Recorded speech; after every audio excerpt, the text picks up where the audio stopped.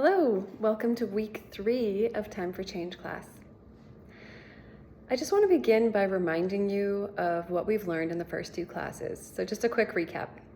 In week 1, we talked about how we need to make small habit changes, doing them consistently until they become a part of us, who we really are. And then you can build off those habit changes.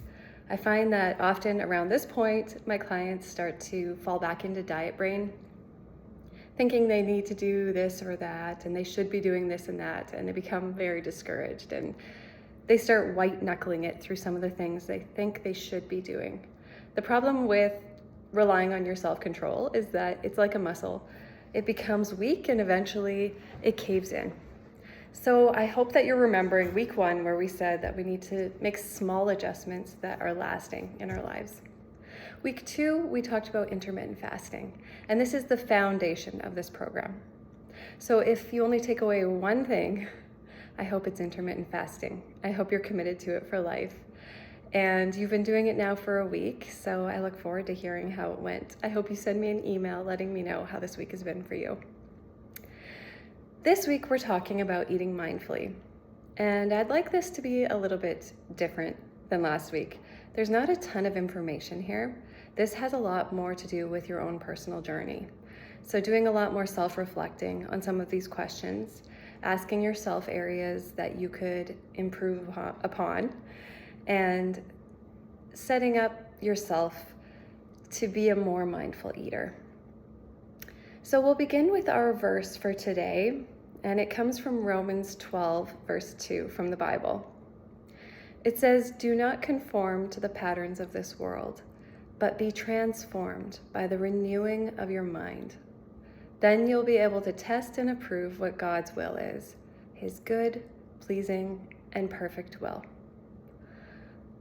The patterns of this world around food are very loud, and I think they're very damaged. So my hope is that your mind will be renewed into a more healthful idea of how we should be engaging in eating and food. The second verse isn't in your notes, but I love it, and it comes from Proverbs 27, verse 7. It says, "One who is full loathes honey from the comb, but to the hungry, even what is bitter tastes sweet." And you may have noticed that this week as you've been journeying into intermittent fasting. My hope is that today you'll be able to do some self-reflection and identify some areas that could use work when it comes to sitting down and really appreciating the food that you're eating. So here's a few questions, and you can take some time to think about them and maybe jot in your notes how you're doing with it. What does mindful eating mean to you? Would you say that you are a person who eats mindfully? Do you plan your meals for the week and shop with a grocery list? When you eat, are you often eating in front of the television or some other distraction? Do you eat in the car or on the run a lot? Do you put your food onto a plate or eat it directly out of the package? Do you rush through your meals or do you eat them slowly and savor them? So think about these questions. What if we change the pattern that we often do? So to me, ideally, mindful eating means preparing real food that we eat until we're satisfied. We avoid snacking so that we approach each meal hungry, and we eat slowly so that we can take notice of our meal. Each eating opportunity is important for nourishing, for feeling grateful, and for connecting with others. The idea of this is simple, but our culture doesn't value these same principles. What I see when I look at our culture is valuing a hurried life, one in which we barely have time to scarf down some drive-through on our way from one activity to the next. We value quantity over quality. I think about things like all-you-can-eat buffets or supersizing our meal. We often pair distracting activities like movies and sporting events with those highly palatable foods that your body doesn't have a stop signal for. So to me, all of this is contrary to mindful eating. Starting my intermittent fasting journey has helped to teach me how to approach eating more mindfully. And maybe you've noticed this week, as you've begun to stretch your intermittent fasting muscle, that a meal suddenly feels like a more important event. When your eating window opens, you get to eat what you're craving until satisfaction, without guilt. And when you feel hunger approaching a meal, that meal becomes a special event in the day. It's a time to be truly grateful and to feel cared for and nourished. When you prepare a meal, it deserves your full attention. The intermittent fasting community talks about window-worthy food. And that will mean something different to you than from me. Each person has a different idea of what window-worthy food is. But what it really means is food that is worth eating. When you only have a small 6-hour window to eat your meals in a day, you're not going to waste it on something you don't love. I suggest looking at the pause and ask infographic that should have come in your notes. It suggests questions that you can ask before you eat something. And especially if you're thinking about having something outside of your 2 specified meals of the day. Asking if something is window worthy is a great way of identifying if it's meeting your goals and if it's something you should be spending your time eating. So your homework for this week is to really enjoy what you're eating. It's easy homework this week. Take notice of what you put in your mouth and whether you actually really enjoy that food or not. Like I said, this will look different for everybody. It depends on your home culture, on the amount of time you have in your day, all sorts of things. But what will it look like for you? So take some time to think about how mindful eating can look in your life. I have some suggestions for this. 1 is to sit down to eat.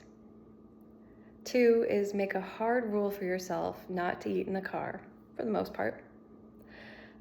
Same goes for sitting in front of the television to eat. Always plate your food. Try to make it look beautiful. Eat slowly by setting your fork down between bites or taking a small sip of water in between bites. You'll be amazed how much this slows you down. It can be very challenging. And take a moment to describe what you're eating. What are the textures of the food? What are the flavors? What are the smells? Even if it's just inside your head, take some time to think about this. When you slow down to eat, you're able to tune into the cues that your body's giving you that it's full. So it can help you to avoid eating past the point of satisfaction, to the point of feeling unwell and having to unbutton your pants.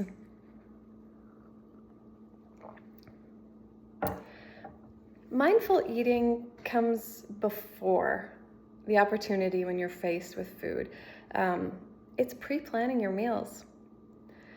I don't know if you can relate with that dreaded 4 o'clock comes around and you go, what should I be cooking for dinner? Hopefully not. You're probably more prepared than I was. But once upon a time, that was me. 4 o'clock would roll around.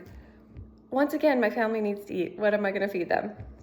And when you approach meals that way, you end up feeding them a lot more processed foods, convenience foods.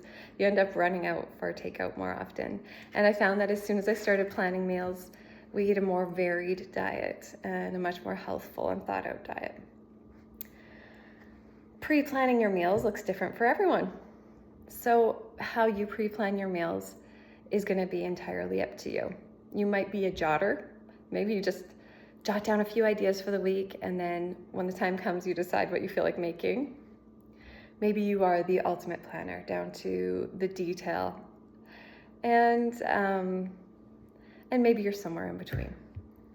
So I find that although I think varying your foods is important, especially according to the season and what's available, having a bit of a formula can be helpful. So like Taco Tuesday, Meatless Monday, lasagna on Sunday, whatever it is.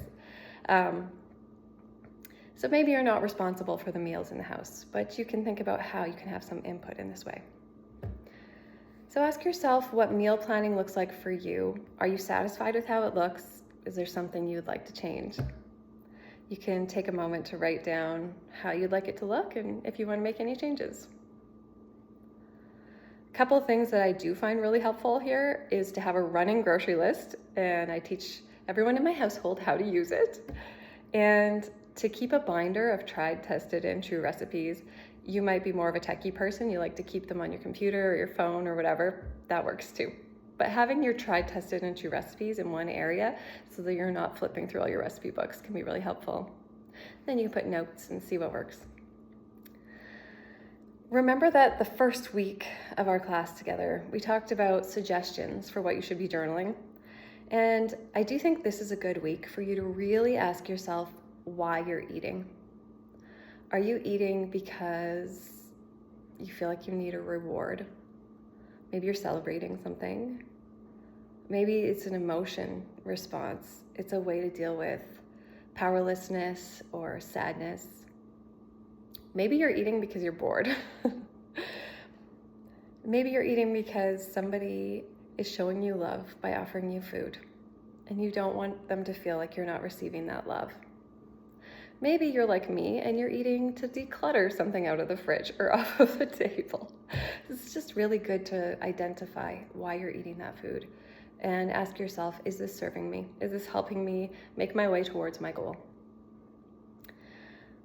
Are you a person who loves with food? Do you show others love with food?